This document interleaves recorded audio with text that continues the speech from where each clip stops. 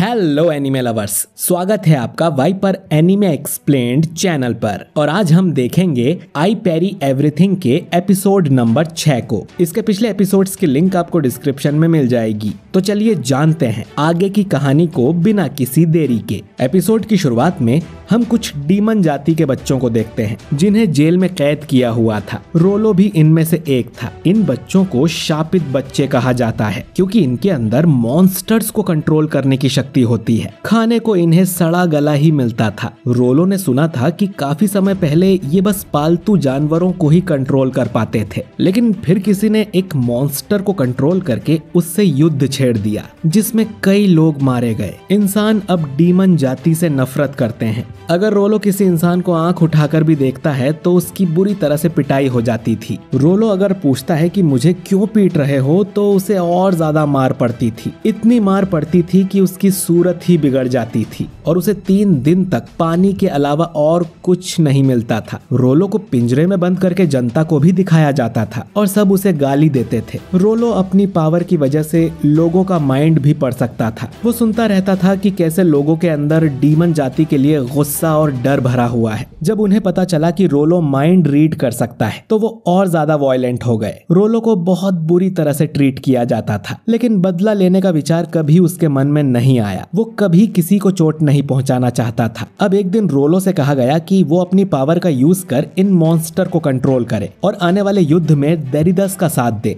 Demon जाति युद्ध में काफी यूजफुल होती है। अगर रोलो ऐसा करता है तो कभी उसकी पिटाई नहीं की जाएगी और उसे उसका मनपसंद खाना पेट भर के खाने को दिया जाएगा। सिर्फ रोलो ही नहीं बल्कि जेल के सभी बच्चों को। लेकिन अगर रोलो मना करता है तो उसे रोज डबल पनिशमेंट मिलेगी। इस आदमी ने अपने सर में एक मैजिकल डिवाइस पहना हुआ था जिससे रोलो उसका माइंड रीड नहीं कर पाता कि ये सच बोल रहा है या झूठ। लेकिन इस आदमी ने हमेशा अपना वादा पूरा किया है, इसीलिए रोलो मान जाता है और उस ब्लैक डेथ ड्रैगन को लेकर राजधानी की तरफ आने लगता है। वो सबको मारने का सोच रहा था, लेकिन तभी लीन उसकी गायब होने वाली शील्ड तोड़ देती है और उसका ध्यान भटकने से वो ड्रैगन रोलो पर ही हमला कर देता है। रोलो सोचता है कि मुझसे गलती हो गई, अब मेरी वजह से बाकी लोगों को भी भुगतना पड़ेगा। अब ड्रैगन रोलो को मारने आता है। रोलो अब खुशी खुशी अपनी डेथ का स्वागत करता है क्योंकि उसे इस बेकार की जिंदगी से आजादी मिल रही थी। वो सोचता है कि अगर उसका पुनर्जन्म होता है तो वो अपनी अगली जिंदगी में ऐसे पिटना नहीं चाहता। काश वो किसी के कुछ काम आ सके और काश उसे अच्छा खाना खाने को मिले, कम से कम एक बार। ये सब सोचते हुए रोलो मरने को तैयार था, लेकिन अचानक ही नॉर उसके सामने आकर उसे बचा लेता है और ड्रैगन से लड़ने लगता है। रोलो सोचता है कि ये आदमी मुझे बचा क्यों रहा है। ड्रैगन अब जहर की उल्टी करता है जिससे दोनों की हालत खराब होने लगती है। नॉर अब अपने हीलिंग मैजिक से खुद को बचाने की बजाय रोलो को बचाता है, जिस वजह से रोलो पर जहर का असर नहीं होता, लेकिन नॉर की हालत खराब होने लगती है। लेकिन फिर भी नॉर कहता है कि चलो अच्छा है, मैं ठीक हूँ। अब कहानी नॉर के बचपन में जाती है। एक दिन नॉर खाना बनाने के लिए जंगल से कुछ सब्जियां लेकर आता है, लेकिन वो गलती से एक जहरीली सब्जी भी उठा लाया था जिसे खाने के बाद नॉर के शरीर में जहर फैल जाता है और वो मरने लगता है। नॉर खुद पर लो हील का यूज करता है और अगली सुबह तक जिंदा बच जाता है। नॉर किताब में देखता है कि उस सब्जी को ड्रैगन्स रुइन कहा जाता है और उसकी मदर हमेशा इस सब्जी को खाने से मना किया करती थी। नॉर का शरीर अब भी दर्द में था, लेकिन नॉर फिर भी ट्रेनिंग करने चला जाता है। लो हील का यूज बार बार करने से नॉर पूरी तरह से ठीक हो जाता है। उसे भूख लगी थी तो वो वापस जंगल में सब्जियां लेने चला जाता है और इस बार उसके पिछवाड़े में एक जहरीला सांप काट लेता है। नॉर उसे मारकर वहीं पे बेहोश हो जाता है, लेकिन उसे कुछ भी नहीं होता। अब नॉर उसी सांप को पकाकर खाने लगता है। उसे वो बहुत स्वादिष्ट लगता है। अब अगले दिन नॉर फिर से खुद को सांप से कटवाता है और आज उसे और भी कम दर्द हो रहा था। यानी कि नॉर का शरीर ऐसा बन गया था कि अब उस पे जहर का असर कम हो रहा था। इसके बाद नॉर और भी ज्यादा जहरीली चीजों को खाने लगा। उसे कोई नई स्किल तो नहीं मिली, लेकिन अब उसके शरीर पे जहर का बिल्कुल असर नहीं होता था और जहरीले जीव उसे बहुत स्वादिष्ट लगते थे। कहानी वापस प्रेजेंट में आती है। इसी वजह से नॉर पर इस मेंढक के जहर का असर नहीं हो रहा था और वो सोचता है कि ये खाने में कितना स्वादिष्ट होगा। ड्रैगन अब फिर से नॉर पर अटैक करता है, लेकिन नॉर आराम से उसे पैरी कर देता है। वो उस मॉन्स्टर के सारे दांत भी तोड़ देता है। ड्रैगन अब सबसे खतरनाक जहर का अटैक अटैक करने वाला था और वो अपना मुंह फुला लेता है, लेकिन नॉर अपनी तलवार उसके मुंह पर मारता है जिससे उस मेंढक का सर फट जाता है और उसकी वहीं पर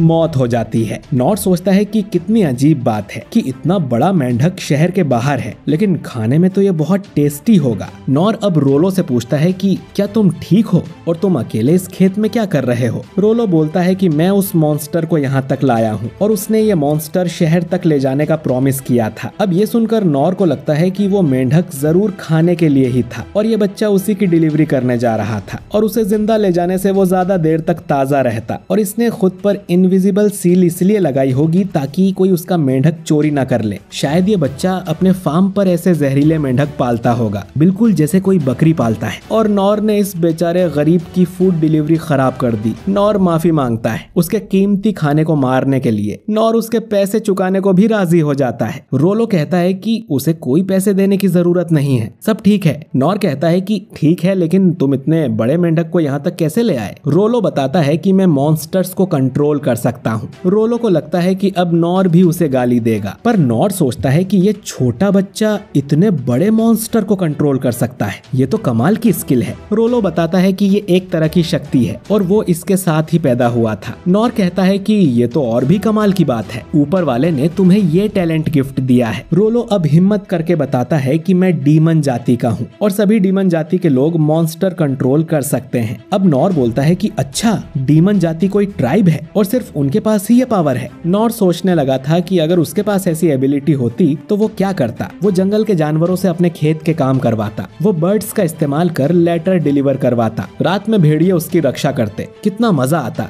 रोलो बोलता है कि तुम्हें डर नहीं लग रहा, मैं डीमन जाति का हूँ, तुम मुझसे नफरत नहीं करते। नॉर बोलता है कि तुम क्या बात कर रहे हो। रोलो बताता है कि ऐसे कई लोग हैं जो उसकी इस पावर से डरते और नफरत करते हैं। नॉर बोलता है कि तुम्हें उनकी बातों पर यकीन नहीं करना चाहिए, ये तो यूजफुल पावर है, काश ये पावर मुझे मिल जाती। अब रोलो ये सुनकर कि उसे कोई यूजफुल समझता है वो रोने लगता है और नॉर से पूछता है कि क्या सच में मैं किसी के काम आ सकता हूँ। नॉर अब मन में सोचता है कि ये लड़का मुझसे बिल्कुल अपोजिट है, इसे पैदा होते ही इतनी कमाल की पावर मिल गई थी और ये जरूर कुछ बड़ा काम करेगा। नॉर अब रोलो के सिर पर हाथ रखकर उससे कहता है कि तुम बहुत यूजफुल होंगे, मुझसे भी ज्यादा। तभी इनस और लीन इनके पास आ जाती हैं। लीन नॉर का इलाज करना चाहती थी, पर नॉर कहता है कि मैं तो बिल्कुल ठीक हूँ, असल में जहर का मुझ पे कोई असर नहीं होता। लीन को समझ नहीं आता कि ये कैसे हो सकता है, वो जहर तो काफी जानलेवा था। पर वो सोचती है कि शायद नॉर के पास सेक्रेट पावर वाली टेक्निक है जो कि एक बार उसे मास्टर सेन ने दिखाई थी। ये टेक्निक सारे घाव भर देती है। मास्टर सेन को वो टेक्निक सीखने में करीब 40 साल लग गए थे और नॉर ने इतनी कम उम्र में इसे हासिल कर लिया। नॉर लीन से कहता है कि इस बच्चे का जरूर इलाज कर दो। रोलो को करीब से देखने पर लीन को यकीन हो जाता है कि ये लड़का डीमन जाति का है। वो नॉर से पूछती है कि हमें इसके साथ क्या करना चाहिए। नॉर कहता है कि इसे भी घोड़ा गाड़ी की सैर करवाते हैं। लीन मन में सोचती है कि डीमन जाति बहुत खतरनाक होती है और कई देशों में इन्हें देखते ही मार दिया जाता है। इनस रोलो से पूछती है कि वो किसके कहने पर मॉन्स्टर को शहर में ले जा रहा था, जिस पर रोलो बोलता है कि उसे नहीं पता। अब रोलो को देखकर इनस समझ जाती है कि ये एक गुलाम है। रोलो बताता है कि उसे नहीं पता कि वो कहां से आया है और किस जगह पर है। तो नॉर बोलता है कि हमें इसे किसी पास के शहर तक छोड़ देना चाहिए। लीन से उसके फादर हमेशा कहते थे कि कभी भी सुनी सुनाई बातों पर यकीन मत करना और अपनी आंखों से देखकर ही भरोसा करो। अब रोलो को देखकर लीन को उसमें एक डरा हुआ बच्चा नजर आता है, न कि कोई खतरनाक डीमन जैसा कि लोग कहते हैं। अब लीन भी इस बच्चे को अपने साथ ले चलने के लिए मान जाती है। इनस कहती है कि डीमन जाति का मिथ्रा जैसे पवित्र शहर में जाना अलाउड नहीं है, हम इसे साथ नहीं ले जा सकते, लेकिन यहाँ अकेले भी नहीं छोड़ सकते। अगर ये इसे साथ ले गए तो मिथ्रा वाले इन्हें दुश्मन समझकर इन पर अटैक कर देंगे। ये लोग ये सोच ही रहे थे कि क्या करें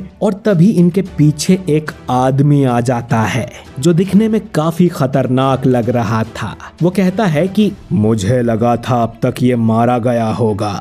और ये एपिसोड यहीं पर खत्म हो जाता है। तो दोस्तों, ये अनजान आदमी कौन है? क्या पैरी इसको हरा पाएगा? जानने के लिए अगला एपिसोड जरूर देखें और वीडियो अच्छा लगा हो तो इसे लाइक और शेयर जरूर कीजिए। और अगर आप हमारे चैनल वाइपर एनीमे एक्सप्लेन्ड पर नए हैं तो हमारे चैनल को सब्सक्राइब करके बेल आइकन जरूर दबाइए। मैं मिलता हूँ आपसे बहुत ही जल्द अगले वीडियो के साथ। शुक्रिया।